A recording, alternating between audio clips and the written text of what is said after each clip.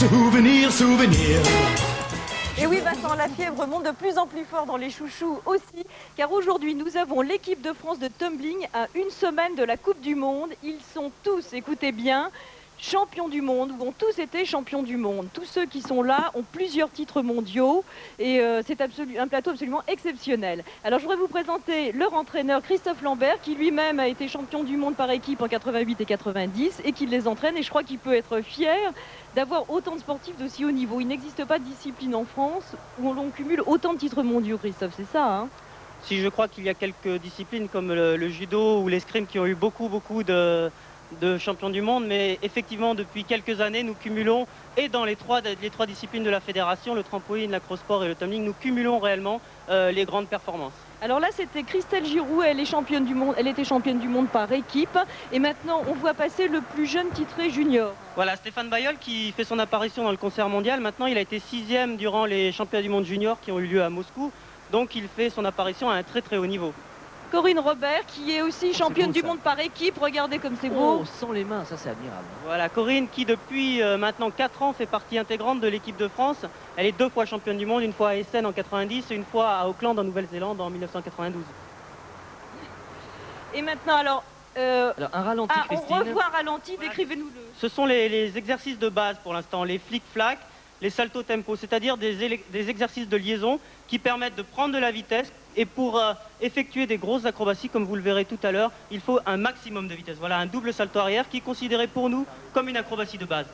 Ça demande une exécution extrêmement rapide, Vincent, puisqu'ils atteignent jusqu'à 30 km/h dans le bout de course le plus rapide, 30 km/h. Et ils Sans les mains. parcourent, regardez, c'est extraordinaire, ils parcourent 25 mètres en quelquefois moins de 5 secondes. Voilà, une série c'est 6 secondes. En fait, c'est un petit peu la problématique du tumbling. On joue une année d'entraînement sur 6 secondes de compétition. Alors maintenant vous voyez passer Pascal Eouzan, Pascal qui est 2 fois champion du monde. Bonne réception, impeccable. Oui, vous pouvez les applaudir, C'est beau, n'hésitez hein. pas, bien sûr, C'est bien sûr. extraordinaire. Pascal qui a ouvert la voie vers les titres mondiaux en 1988 puisqu'il a remporté les championnats du monde. Il a récidivé en 90 et gageons que cette année au championnat d'Europe, il essaiera d'inquiéter durement les Polonais qui seront certainement nos plus gros adversaires. Je crois qu'on le revoit actuellement, donc vous voyez, ici ce sont les saltos tempo, il prend de la vitesse. On remarque très bien que les bras lui servent énormément à se rééquilibrer là, hein, et à lui donner de...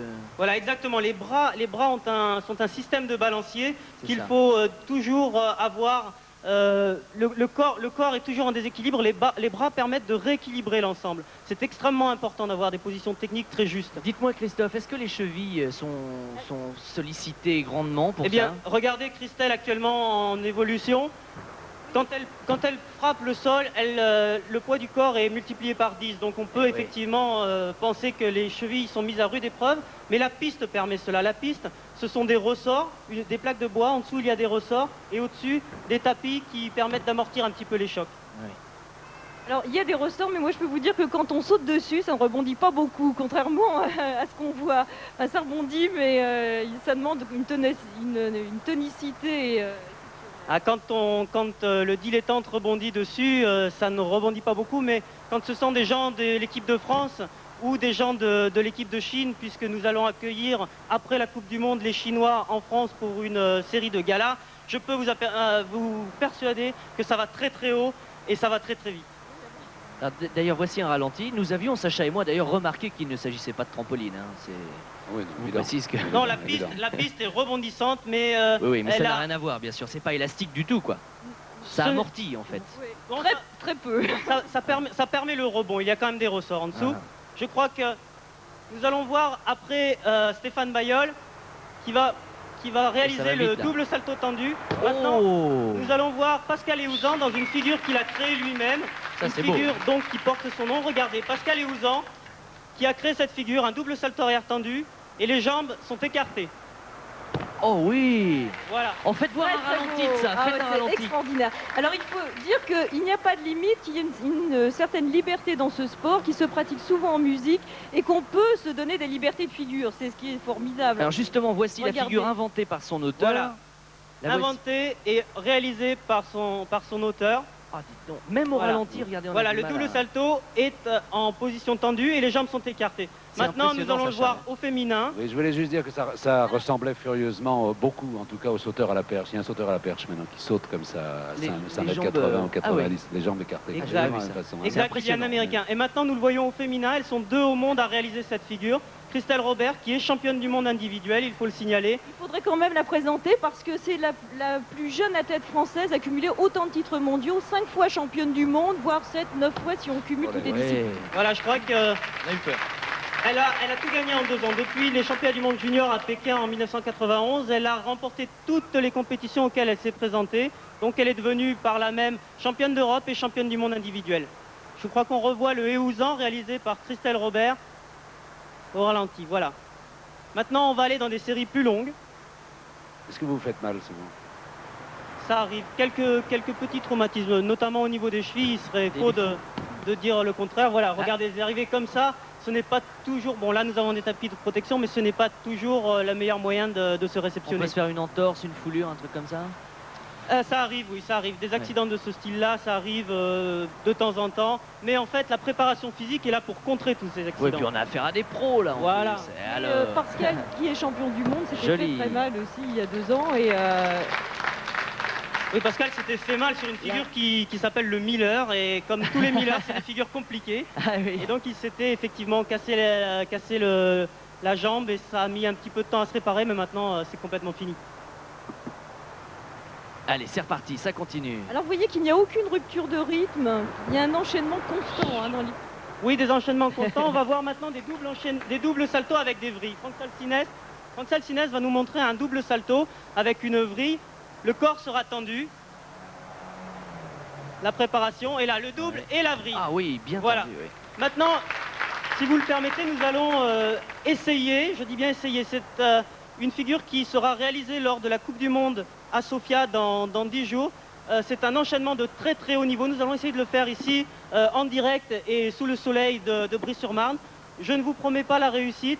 Christelle Robert, championne du monde, va le tenter. Bon, allez, on y croit, on tente le Oui, coup, mais on y alors, croit. On y croit. Christophe est parti à la parade, là, donc on lui laisse juste le temps de s'installer. Oui. Il faut vraiment remercier ces champions, parce que quand on est à 8 jours d'une Coupe du Monde, le moindre accident peut être fatal. Et par ailleurs, on est en train de leur manger des heures d'entraînement, parce qu'ils s'entraînent 3 à 5 heures par jour actuellement. Donc c'est parti. Là, ils font un échauffement pour nous, en fait. Oh là. Oh là là, c'est splendide. Oh, c'est beau, oui. C'est splendide. J'espère qu'on va pouvoir le revoir au ralenti, parce que ça va tellement vite. Il y a des moments où on a l'impression qu'elle vole. Écoute, c'est insensé. Hein.